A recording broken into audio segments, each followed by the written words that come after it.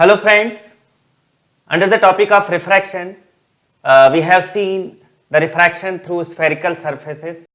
We took a concave surface and also we took convex surface, and in the previous video we saw about the lenses, the basic definitions of lenses. Today we will discuss one of the most important formula for the 12th class, and it will be used very widely, the lens makers formula.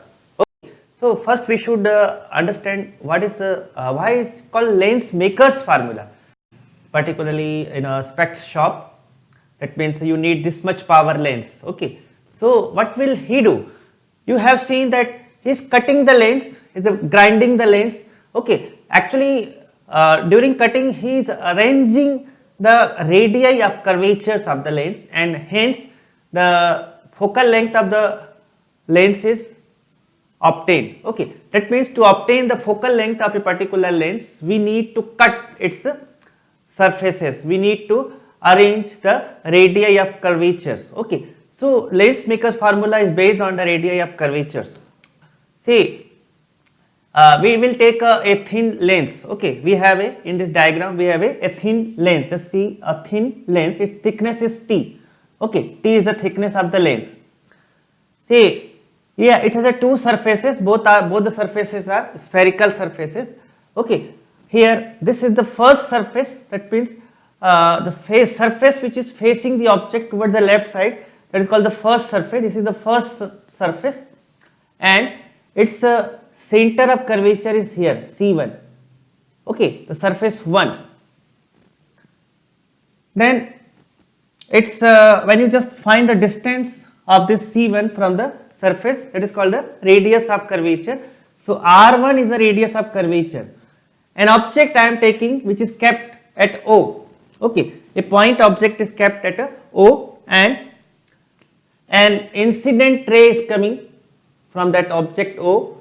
Okay, see, you know that we saw in a refraction through the spherical surfaces, when the incident ray is coming like that, there is a normal. So when the ray is coming from rarer medium to denser medium, it moves towards the normal. So it not travel in this path, it bends. Okay, it bends and it moves towards the normal. Here is a normal. Just see, here is a normal. That is the red line is a normal. So the ray is incident, and when there is no change in the medium, it should travel in this path. Okay, like this. But here I am not drawing that line. What is happening here? Just see, the ray incident at this point, and it bends. It bends towards the normal. This the red line is the normal, and it should be focused at I prime, I dash. Clear? But what is happening here? One more time, the medium is changing. The ray comes and refraction takes place. Here again the ray is about to comes out from this denser medium, so this ray will move away from the normal. Now just see, when you take the second surface of this is the second surface as the first surface, when you see the ray incident at the second surface, it is in denser medium now. When it comes out to the rarer medium, it moves away from the normal. At this point, the second surface, this is the normal coming from C2, here is the normal. Okay, C2, say it is B, here it is A. So AC1 is the first normal, BC2 is the second normal, and this is the radius of curvature for the second surface. So when the ray comes out from denser medium to rarer medium, it moves away from the normal. So finally it comes at point I. Okay, I am taking one more ray which incident normally, and it travels straight without any deviation. Okay, so see, once again we have a point object O. The object is kept at a distance U from the first surface. Okay, and the radius of curvature of the first surface is R1. Just see. Then what will happen? The ray will incident at point A, and since it is coming from rarer medium to denser medium, suppose it's a denser medium having the refractive index is suppose n. its refractive index is suppose n. Okay, the ray is coming from rarer medium to denser medium, so it moves towards the normal, just like this. It moves towards the normal. This is the normal. Here is the normal. It moves towards the normal, and it, if there is a no change in the medium, say it should meet at point I prime. But once again there is a change in medium. So what will happen? The ray will bend again, and the ray, just see, here is the normal. C to B is the normal on the second surface. This is the second surface. Its center is left side, and its radius of curvature is left side. Say R2, and C2 is the center, R2 is the distance, radius of curvature, and it moves away from the normal. This is the normal. This is the normal. It moves away from the normal. Is it clear? So finally, I is the image is obtained. So let I is the distance. I is obtained at a distance V from the second surface, and here I prime is the distance V prime from the first surface. Okay, and T is the thickness of the lens. Okay, so we will take these consideration. First thing, R1 radius of curvature of first, R2 the radius of curvature of second surface, N is the refractive index of the material of the lens, the T is the thickness of lens. One thing you should keep in mind, the lens is very thin, okay, means thickness is almost negligible. So U is the distance of object and V is the distance of image, final image. Okay, here we have one more distance, V prime, that is the distance of image formed by first surface. Okay, actually it is not formed. If there is no change in medium, then it will be formed, it would be formed, but it is not formed practically. Clear? So let us see the derivation. First we will say this formula is based on the previous two formulae. As you know, for the concave surface and the for convex surface, you know that one relation we saw, okay, that is n minus 1 upon r 1 by n by v minus 1 by u, that relation, okay, that we saw, either it is a convex surface or a concave surface, relation is same. Okay, so we will use this relation to derive the lens maker's formula. Okay, so first we will take the first surface.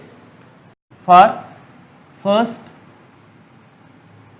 surface, and this surface is, just see, it is a convex surface for this side. Okay, and refractive index of the denser medium is n. The ray is coming from rarer medium to denser medium. So we apply that formula. The refractive index of second medium with respect to where is n. So n minus 1 we will directly take R1. Image is obtained at V prime n upon V prime minus 1 by u. This is very simple relation we will obtain. Clear? Then for the second surface,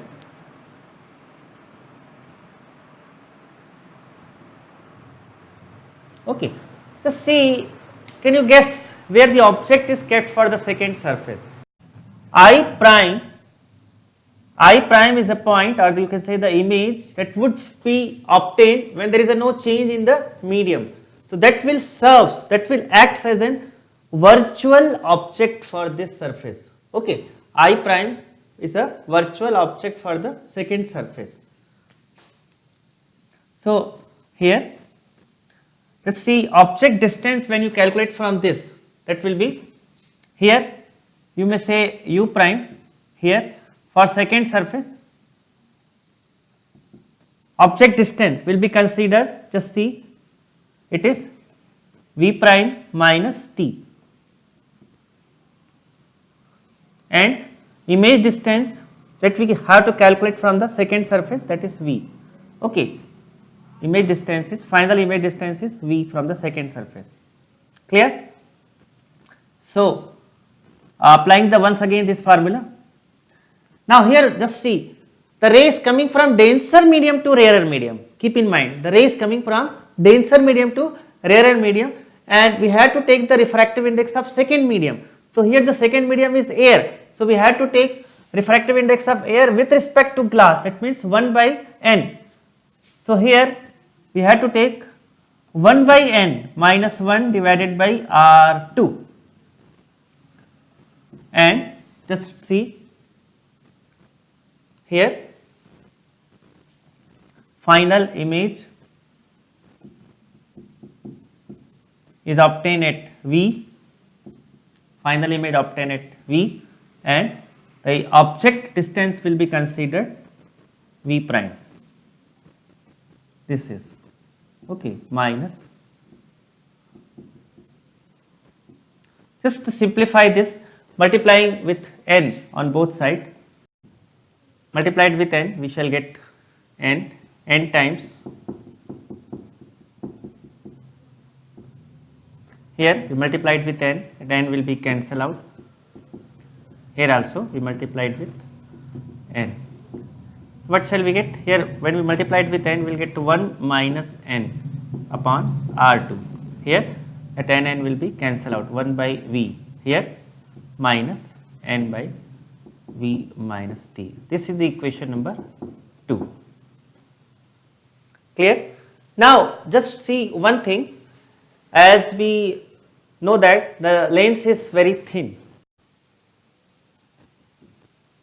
but T is nearly equal to 0, means V prime minus T is almost equal to V prime. So that we will take here equation, this equation 2 will become 1 minus n divided by R2 is equal to 1 by V minus n by V prime. This is equation 2. Now just add equation 1 and 2 simply. Okay, adding equation 1 and 2.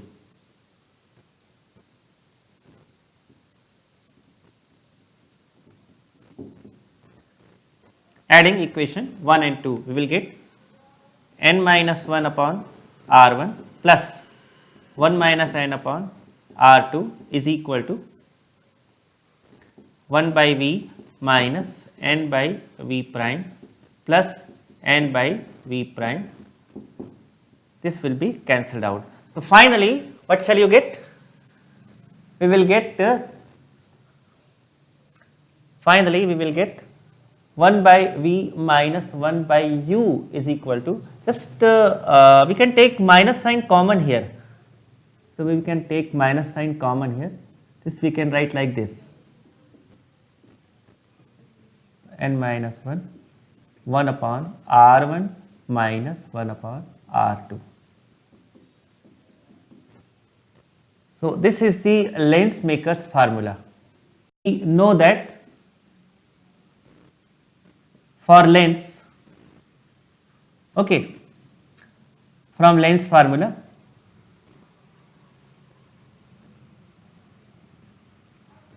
that we will derive in some other video. Okay, we know that from lens formula 1 by V minus 1 by U is equal to 1 by F. Okay, that we will use this here directly. So what shall we get? Here we will get, hence 1 upon F, we will get 1 upon F is equal to n minus 1, 1 upon R1 minus 1 upon R2. Clear? So this is the lens maker's formula. So by arranging R1 and R2 we can have what is the F. Clear? So that is the beauty of lens formula. So in the, we will describe this formula for different type of curvatures. Okay, for a biconvex, for a biconcave, plano-concave, convexo-concave. Okay, that we will see in the next video, how it varies when we take a different type of radii of curvatures. Okay. for this video up to here only. Okay, thank you for the watching.